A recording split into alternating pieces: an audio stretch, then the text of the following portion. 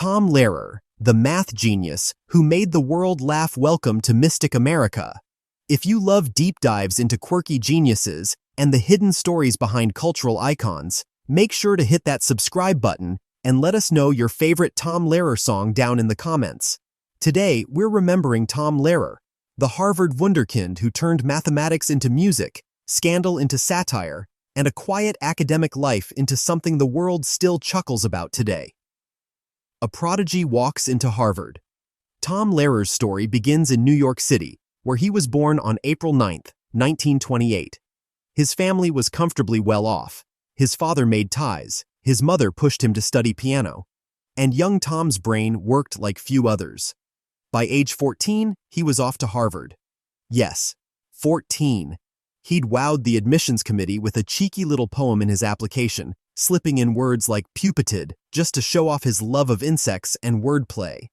At Harvard, he flew through his undergrad and dove headfirst into graduate school by the age of 18.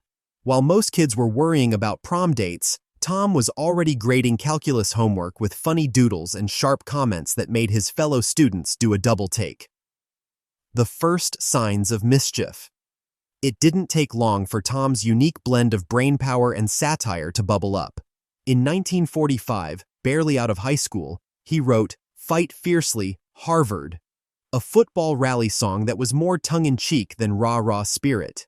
Lines like "Demonstrate to them our skill, albeit they possess the might," sounded more like a Shakespeare spoof than a locker room chant. And yet, it stuck, because that was Tom. He took the stale traditions of academia and gave them a musical wink, a chance meeting, and a campus legend. By 1949, one of Tom's fellow math students got a first-hand look at his genius. He'd see Lehrer's jokes scribbled in the margins of graded papers, funny squiggles, wry remarks, and couldn't help but wonder who this kid was. Soon, Lehrer's underground reputation grew louder. He started playing little shows around Harvard. One night at Sanders Theater, our narrator watched him bring down the house with just 2 songs and knew immediately that this was no ordinary mathematician. This was a satirical force of nature, thrown into the spotlight. The next twist? A professor named John Finley, a classics scholar who normally had no time for math majors, tapped our storyteller to plan the entertainment for the senior luncheon of 1951. Caught off guard, he scrambled for ideas and struck gold.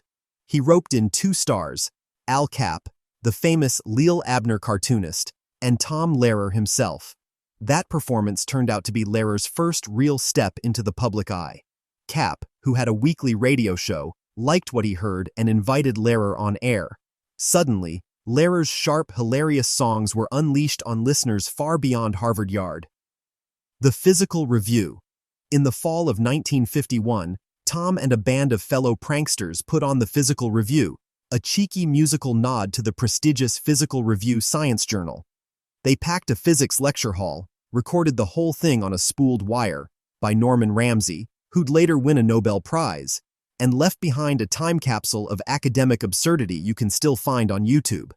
Their antics didn't stop with songs. When the spring equinox rolled around, Lehrer and his crew staged a pagan-ish ritual at the modernist Gropius-designed grad dorms.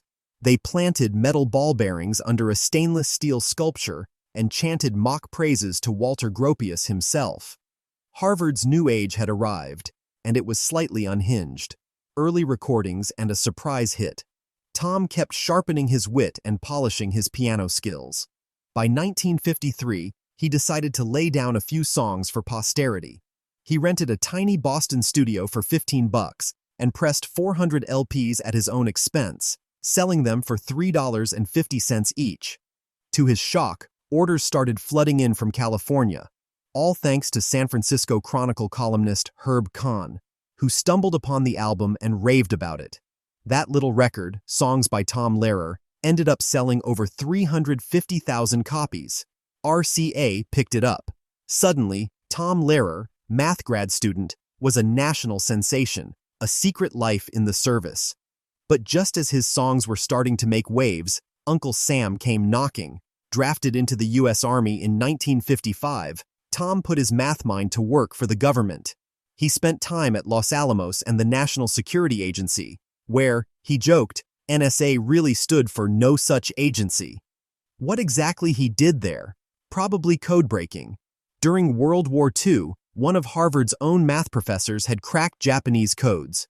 So odds are, Tom's nimble mind was put to similar covert use. Back to the spotlight. Once his service was done, Lehrer finally left the chalkboard behind.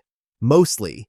He never finished that PhD, but did teach math at MIT for nearly a decade, and later at UC Santa Cruz, where he also taught musical theater. By then, his sharp tongue was fully unleashed. He toured, recorded new songs, and pushed boundaries that few dared cross, with delightfully inappropriate gems like the Vatican rag and poisoning pigeons in the park.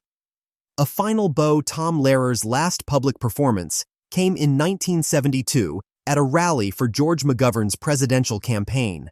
Fittingly, our narrator was there too, watching Tom close the same satirical cycle he'd begun decades earlier at Harvard. After that, Lehrer mostly stepped away from the stage. He still wrote a few clever pieces, like his legendary new math song for kids on the electric company, but preferred to let others perform them.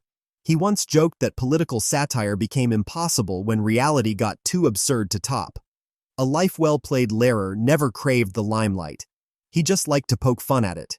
He traded brutal Cambridge winters for sunny California and left behind the stress of academia and the snow shovels for good.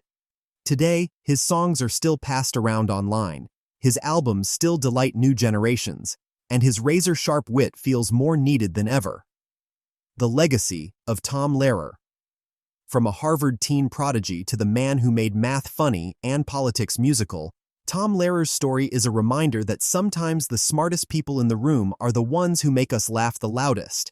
As Lehrer once quipped when a clattering tray dropped in the dining hall, "They're playing our song. Thanks for watching Mystic America."